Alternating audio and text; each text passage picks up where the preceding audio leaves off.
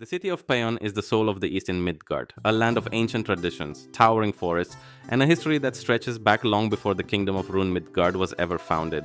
While cities like Frontera are built on chivalry and stone, Payon is built on wood, spirits, and the deep ancestral roots of the earth. To a classic player, it is the home of the Archer Guild, a place of tranquil music and falling leaves.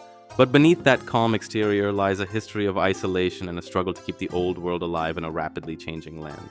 The most striking thing about Payon's lore is its transformation. Many returning players remember Old Payon, a sprawling village of traditional Korean-style architecture that felt like a lived-in community.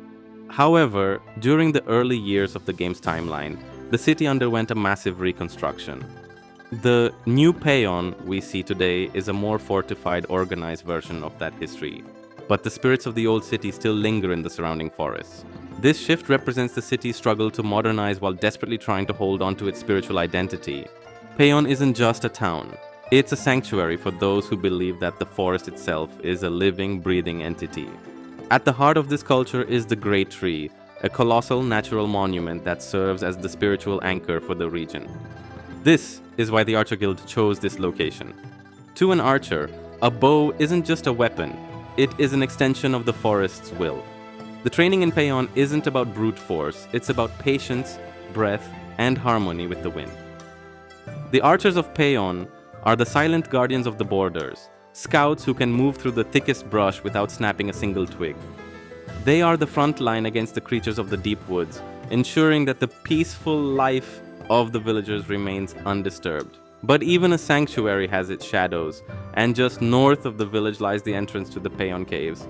This is where the city's darker history is buried, in an ancient dynastic burial ground that has become a labyrinth of the restless dead. The deeper you go, the more you encounter the tragic echoes of a forgotten era. Most famous are the Munachs and Bongons, the spirits of young lovers from a time of war. According to the legend, they were separated by a sudden, violent death before they could ever fulfill their vows.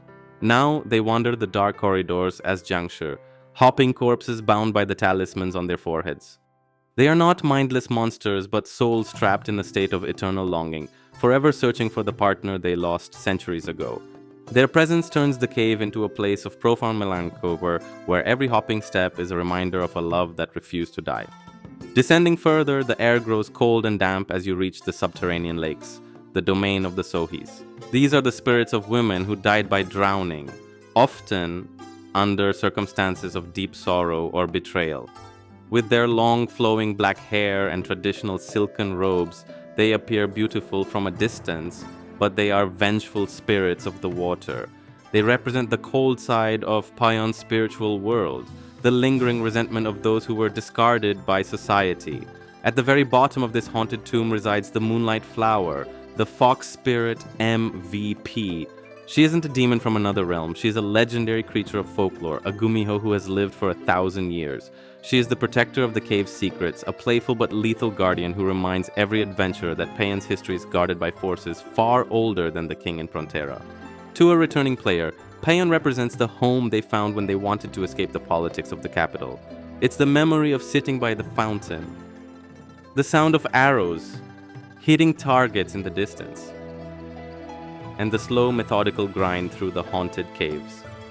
Payon proves that in Midgard, power doesn't always come from a forge or a library.